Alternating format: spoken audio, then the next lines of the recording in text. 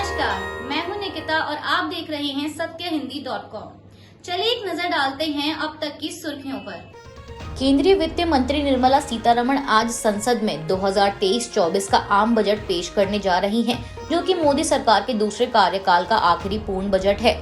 अब इस समय वित्त मंत्री निर्मला सीतारमण संसद में बजट पेश करने से पहले मंजूरी के लिए राष्ट्रपति भवन पहुंची हैं। वह बजट की कॉपी राष्ट्रपति द्रौपदी मुर्मू को देंगी और संसद भवन में इसको लेकर कैबिनेट की बैठक भी होगी। साथ ही बता दें कि इस साल के बजट सत्र में 6 अप्रैल तक 27 बैठकें होने जा रही हैं, जिसमें बजट कागजात की जांच के लिए 1 महीने का अवकाश होगा। सत्र का पहला भाग 13 फरवरी को समाप्त होगा और बजट सत्र के दूसरे भाग के लिए संसद 12 मार्च को फिर से शुरू होगी और 6 अप्रैल को समाप्त होगी। वित्त मंत्रालय द्वारा जारी बयान में कहा गया है कि जनवरी 2023 में जीएसटी कलेक्शन बढ़कर 1.55 करोड़ रुपए से अधिक हो गया है, जो कि अब तक का दूसरा सबसे बड़ा कलेक्शन है। मंत्रालय द्वारा जारी बयान में मंगलवार को कहा गया कि जनवरी 2023 में 31 तारीख को शाम 5 बजे तक सकल जीएसटी राजस्व 1,55,922 करोड़ रुपए है।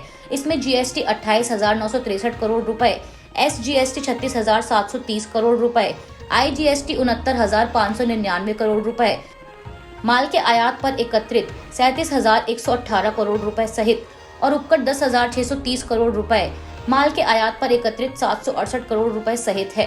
बता दें कि जनवरी 2023 तक करंट फाइनेंशियल ईयर में राजस्व पिछले वर्ष इसी समय के जीएसटी राजस्व से 24% तक अधिक है और यह तीसरी बार है कि करंट फाइनेंशियल ईयर में जीएसटी कलेक्शन ने 1.50 लाख करोड़ रुपए का आंकड़ा पार किया है। केंद्रीय वित्त मंत्री निर्मला सीतारमण आज बुधवार को संसद में आम बजट 2023-24 पेश करेंगी। वहीं इससे एक दिन पहले कल यानी मंगलवार को जारी किए गए आर्थिक सर्वेक्षण में देश की इकोनॉमी की विकास दर करंट ईयर के 7% की तुलना में घटकर 6.5% रहने का अनुमान लगाया गया है। दरअसल भारतीय अर्थव्यवस्था को लेकर एनडीटीवी से बातचीत के दौरान वित्त मंत्रालय के मुख्य आर्थिक सलाहकार वी अनंत नागेश्वरन ने कहा कि वित्तीय वर्ष 2022-23 में आर्थिक विकास दर 7% रहने का अनुमान है, जबकि वित्तीय वर्ष 2023-24 में यह 6.5% के आसपास रहने का अनुमान है। मोटे तौर पर 2023-24 में आर्थिक विकास दर 6 से 6.8% के बीच रह सकती है। इसके साथ ही चेतावनी भरे लहजे में उन्होंने आगे कहा कि विकास दर के इससे नीचे जाने का खतरा अधिक है। इसके 6.5% से ऊपर बढ़ने के मुकाबले 6% से नीचे गिरने की आशंका ज्यादा है। साथ ही इसका कारण बताते हुए उन्होंने कहा कि अंतर्राष्ट्रीय बाजार में व्याप्त अनिश्चितता इसका कारण हो सकता है।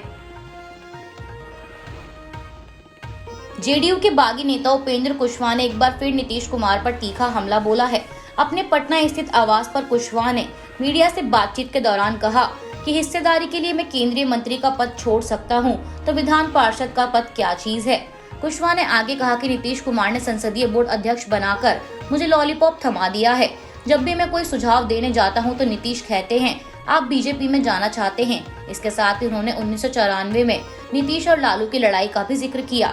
वहीं अब कुशवाहा और नीतीश के बीच चल रही जुबानी जंग पर सवाल उठ रहा है कि जेडीयू हाईकमान संसदीय बोर्ड के अध्यक्ष पर कार्रवाई क्यों नहीं कर रही है। गौरतलब है कि बीते काफी समय से उपेंद्र कुशवाहा के जेडीयू छोड़कर भाजपा में शामिल होने को लेकर बिहार के मुख्यमंत्री नीतीश कुमार और पार्टी नेता उपेंद्र कुशवाहा के बीच बयानबाजी का दौर जारी है। 29 जनवरी को ओडिशा से एक ऐसी खबर सामने आई थी जिसने सबको हैरान कर दिया था। खबर थी कि एएसआई गोपाल दास ने राज्य के स्वास्थ्य मंत्री नवकिशोर दास को गोली मारकर हत्या कर दी थी, जिसे लेकर आरोपी की पत्नी का कहना था कि गोपाल दास को छुट्टियां नहीं मिल रही थी, इस वजह से वह मानसिक रूप से बीमार था।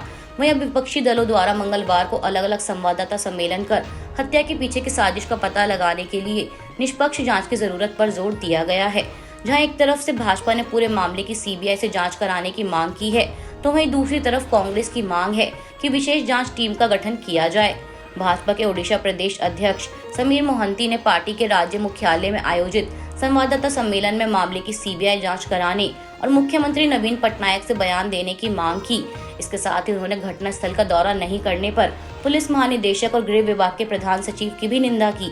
मोहंती ने मुख्यमंत्री से आह्वान किया कि वह सुनिश्चित करें कि ऐसे संवेदनशील मामले में अपराध शाखा की जांच के नाम पर अहम सबूत नष्ट न हो।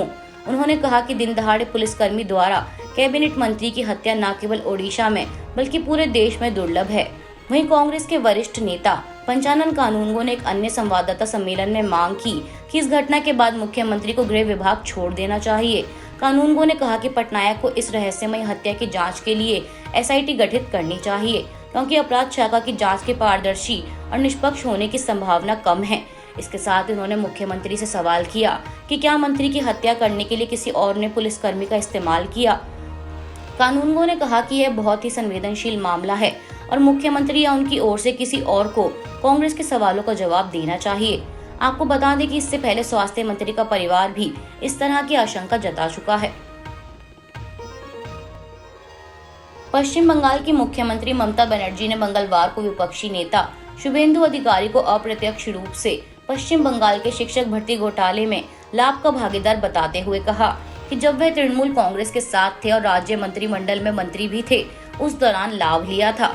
हालांकि मुख्यमंत्री ने शुभेंदु अधिकारी का नाम नहीं लिया, लेकिन अप्रत्यक्ष रूप से निशाना साधते हुए उन्होंने कहा कि एक गद्दार जो डकैत भी था, जब वह पुरुलिया जिले के लिए विशेष पर्यवेक्षक था, इसके लिए जिम्मेदार था। उसने पुरुलिया के कोटे का इस्तेमाल अपनी जेब भरने के लिए किया। मैं अदालत से इस मामले पर ध्यान देने का अनुरोध करूंगी। मुझे खुशी है कि देशद्रोही सह डकैत ने मेरी पार्टी छोड़ दी है। बता दें, शुभेंदु अधिकारी जब राज्य के परिवहन मंत्री थे, तब वह पुरुलिया जिले के तृणमूल कांग्रेस के विशेष पर्यवेक्षक भी थे। इसके अलावा ममता ने आगे ये भी कहा कि अगर उनकी पार्टी में कोई भी घोटाले में शामिल होने का दोषी पाया जाता है, तो पार्टी नेतृत्व उसकी जिम्मेदारी नहीं लेगा। इसके साथ ही मुख्यमंत्री ने प्रशासनिक समीक्षा बैठक के दौरान एक बार फिर केंद्र सरकार की आलोचना करते हुए कहा कि राज्य में विभिन्न केंद्र प्रायोजित योजनाओं के कार्यान्वयन की समीक्षा के लिए केंद्रीय क्षेत्र निरीक्षण टीमों का उपयोग करके राज्य सरकार को अनावश्यक परेशान करने की कोशिश की जा रही है।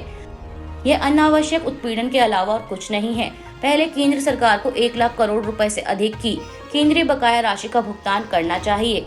यह अर्थशास्त्र नहीं, संकीर्ण राजनीति है। आज 1 फरवरी को भारत और न्यूजीलैंड के बीच खेली जा रही T20 सीरीज का आखिरी और फाइनल मैच खेला जाएगा। बता दें, यह मैच अहमदाबाद के नरेंद्र मोदी स्टेडियम में शाम 7 बजे खेला जाएगा। जहां सीरीज का पहला मुकाबला न्यूजीलैंड ने जीता था, तो वहीं दूसरा मैच भारत ने जीता था। अब ऐसे में सीरीज का यह फाइनल मैच और भी दिलचस्प हो गया है। सबकी नजरें इसी बात पर टिकी हैं कि सीरीज का यह फाइनल मैच कौन सी टीम जीतेगी। आज के लिए बस इतना ही। बाकी की खबरों के लिए बने रहिए सत्यहिंदी.com के साथ।